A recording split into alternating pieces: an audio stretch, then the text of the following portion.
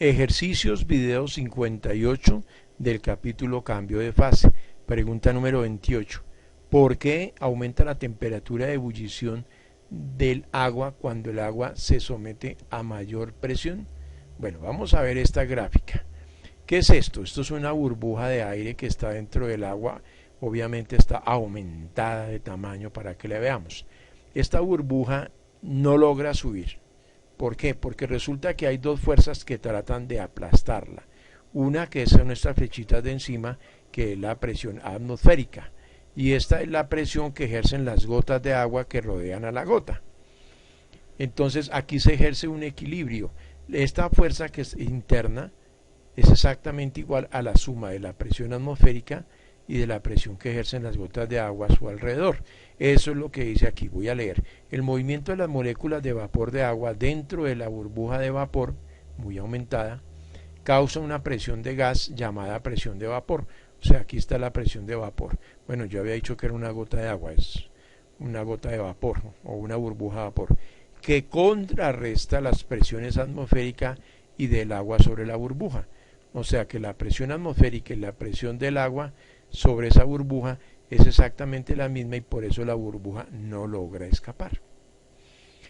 ¿Qué pasa si yo comienzo a calentar aquí, a darle energía a esa burbuja de vapor?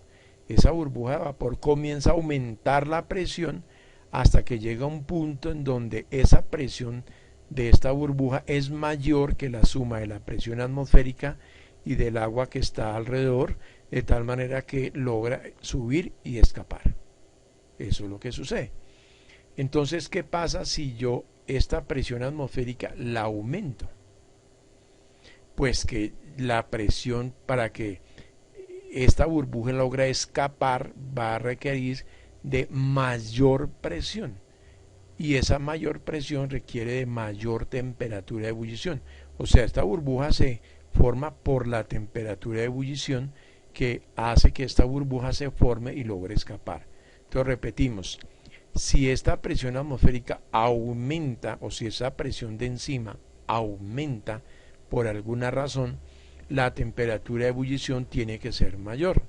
Eso sucede en la olla a presión, que al taparse aquí encima, ¿qué sucede?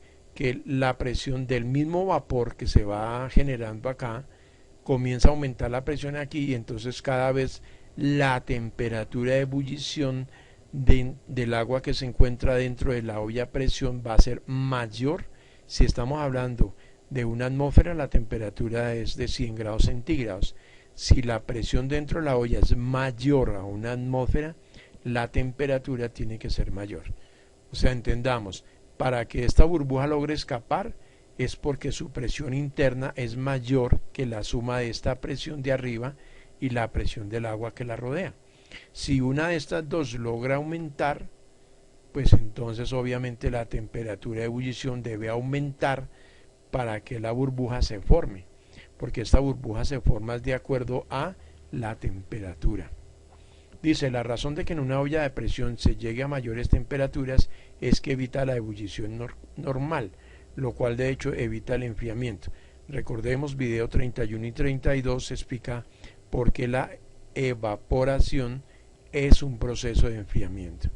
Para que se formen burbujas o hierva el agua es porque las burbujas aumentan su presión y vencen las presiones que tratan de evitar que se forme, que son la de la presión del agua que la rodea y la presión atmosférica. O sea, exactamente lo que yo estaba diciendo o que dije.